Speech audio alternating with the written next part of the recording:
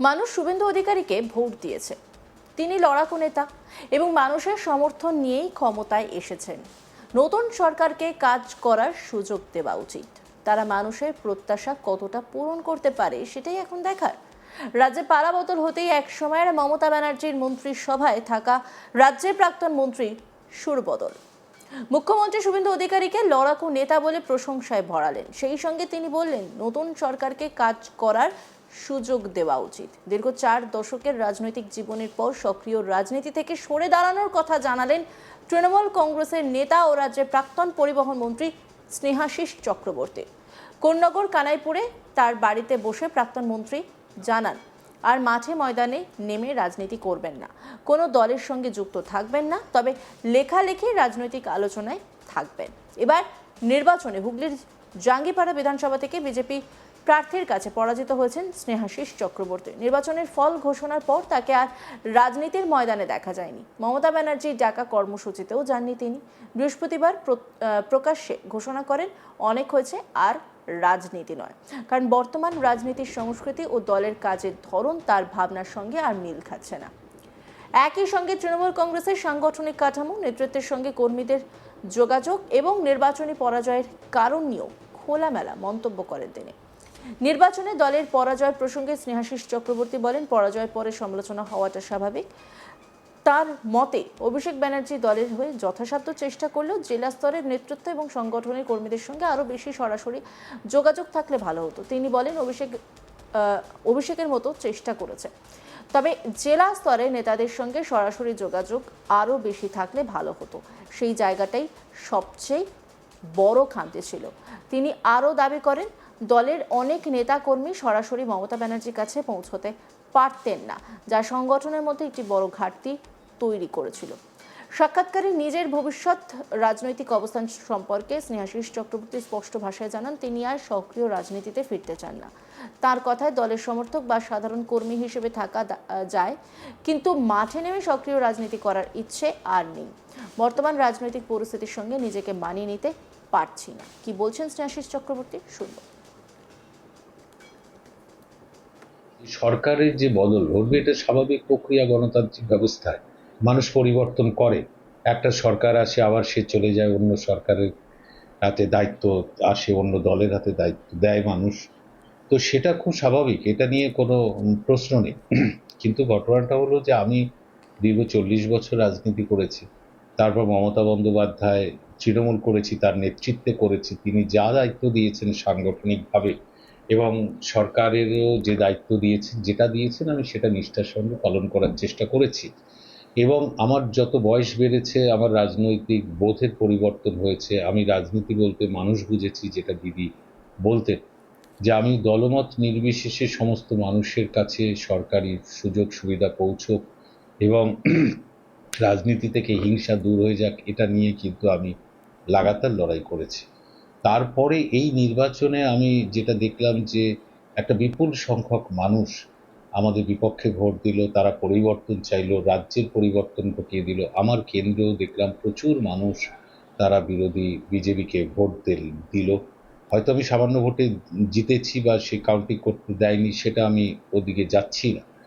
আমার তখন মনে হয়েছে যে আর বোধহয় রাজনীতি করার কোনো প্রয়োজনীয়তা নেই, সক্রিয় রাজনীতি করার প্রয়োজনীয়তা নেই, কারণ মানুষ যখন পরিবর্তন চেয়েছে। এখন যারা সরকারে এসেছে তারা আগামী দিনে মানুষের যে প্রত্যাশা তাদের প্রতি সেটা সুষ্ঠুভাবে পালন করবে, এটা আশা রাখতে পারি। আর রাজনীতি আমার দলগতভাবে সক্রিয়ভাবে রাজনীতি করতে চাই না। তার কারণ হচ্ছে যে আমি এখন রাজনীতি ছেড়ে আমি এখন এমনি জীবন, পারিবারিক জীবন, লেখালেখি বা রাজনৈতিক আলোচনা এগুলোর মধ্যে থাকতে পারি, সক্রিয় রাজনীতি করতে রাজি নই। এর কয়েকটি কারণ আছে। কারণটা হলো যে বাংলার রাজনীতিতে যে কালচার শুরু হয়েছে বিগত কয়েক দশক ধরে, যে রাজনীতি মানে রাজনৈতিক হিংসা, এক একটা নির্বাচনে প্রচুর মানুষ খুন হয়ে যাওয়া, একটা দল জিতলে যে হেরে যায় তারকে বাড়ি ছাড়া হতে হয়, তার উপর অত্যাচার নেমে আসে। তো এই যে রাজনৈতিক হিংসা দূর করা, এটা কয়েক দশক ধরে বাংলার কালচার। এটা দূর করবে কে? কোনো রাজনৈতিক দলই কি এই উদ্যোগ নিতে পেরেছে? বা পারছে যে না, রাজনৈতিক হিংসা চলে না, রাজনীতি মানে হচ্ছে ডেভেলপমেন্টের জন্য, মানুষের জীবনযাত্রার মান পরিবর্তনের জন্য রাজনীতি। এবং সেখানে কোনো দল কাজ করতে গিয়ে তার খামতি থাকলে বিরোধী দল সমালোচনা করবে, আবার বিরোধী দলকেই মানুষ ভোটে দাঁড় করাবে, জেতাবে। এই জায়গার মধ্যে কিন্তু রাজনীতি রইল না। কুৎসা, অপপ্রচার, প্রতিহিংসা পরায়ণতা এবং অশালীন কথাবার্তা, যে যার বিরুদ্ধে বলা, এই রাজনীতির সাথে আমার খাপ খাচ্ছিল, সত্যি খাচ্ছিল না। ওখানে আমি মানে সেট করা নিজেকে খুব কষ্টকর হয়ে দাঁড়াচ্ছিল, এবং সেটা ক্রমবর্ধমান। সেটা আমাদের সময় হয়েছে, সিপিএম এর সময় হয়েছে, আজও হচ্ছে। তো এই রাজনীতি থেকে যখন মানুষ দায়িত্ব থেকে সরিয়ে দিয়েছে, ফলে আমাকে একজন সাধারণ মানুষ বানিয়ে দিয়েছে, ফলে এখন তো আমার দায় রইল না কিছু। ফলে এখন তাই রাজনীতি থেকে সরে যাওয়া বা অবসর নেওয়াকেই আমি সঠিক বলে মনে করছি। এটা আমার একেবারে ব্যক্তিগত মত, এটা কারো প্রতি আমার রাগ, অভিমান এইসবের মধ্যে আমি একেবারেই। বর্তমান রাজনীতির ধরন নিয়ে অসন্তোষ প্রকাশ করে তিনি বলেন, আজ একজনের বিরুদ্ধে বলতে হবে, কাল অন্যজনের বিরুদ্ধে। রাজনৈতিক বিরোধিতা করতে গিয়ে অশালীন ভাষা ব্যবহার করতে হবে, ব্যক্তিগত আক্রমণ করতে হবে। এই রাজনীতি আমি পছন্দ করি না। রাজ্যে ক্ষমতার পরিবর্তন প্রসঙ্গেও পরিমিত সুরে মন্তব্য করেন প্রাক্তন মন্ত্রী। তিনি বলেন, মানুষ শুভেন্দু অধিকারীকে ভোট দিয়েছেন, তিনি লড়াকু নেতা। কি বলছেন তিনি, শুনবেন। আমি দলকে এটা জানানোর প্রয়োজনীয়তা নেই। তার কারণ হচ্ছে, এটা নয় যে আমি দল ত্যাগ করে বিরাট কিছু করলাম। দল তো আমি একজন সমর্থক হিসেবে থাকতে পারি, কর্মী হিসেবে। আমি তো এখন জাস্ট একজন কর্মী, আমার তো অন্য কোনো দায়িত্ব নেই। ফলে এটা আমি দলকে জানিয়েছি মৌখিক, যে আমি এখন পুরোটাই রাজনীতি থেকে, সক্রিয় রাজনীতি থেকে সরে যেতে চাই। কারণ এই যে পরিস্থিতি, যে পরিস্থিতির মধ্যে রয়েছে, এইগুলো আমার, এইগুলোর সাথে খাপ খাওয়ানো আমার পক্ষে সম্ভব না।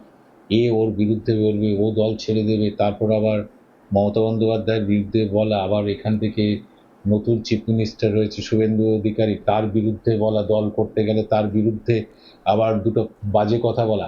এই রাজনীতি আমি পছন্দও করি না, আর ওটার মধ্যে আমি থাকতে চাই না।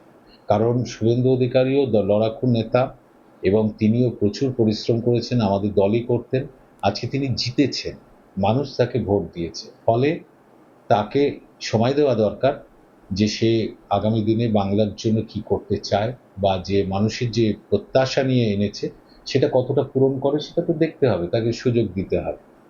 এখন তার বিরুদ্ধে এখন বলতে লাগতে হবে, তার বিরুদ্ধে রাস্তায় নামতে হবে, এটা আমি এখনই সঠিক বলে আমার মনে হয় না। ফলে এই রাজনীতির মধ্যে আমি একেবারেই থাকতে চাই না। দল যদি আপনাকে আবার ডাকে, নতুন কোনো দায়িত্ব দেয়, তখন না, কোনো দায়িত্ব নিতে আমি, দল কোনো দায়িত্ব দিলে সেই দায়িত্ব মানে দলের হয়ে আমাকে এই ধরনের কাজ করতে হবে, এটা তো আমি পছন্দ করি না। তাহলে কি বলা যেতে পারে এটা সাময়িক অবসর? সাময়িক অবসর কিনা জানি না, আমার তো বয়স হয়ে গেছে অনেক, আবার কবে, এখন আমি 20 বছর পর, 10 বছর পরে করতে পারবো? এগুলো আমি ভেবে নিয়েছি যে আগামী দিনে থাক না, অনেকটা তো হলো, প্রচুর দিন রাজনীতি করলাম, তো আর করতেই হবে এমন কোনো কথা নেই। তবে রাজনীতিক আলোচনায় কিন্তু আমি থাকবো, কারণ করবো কিছু।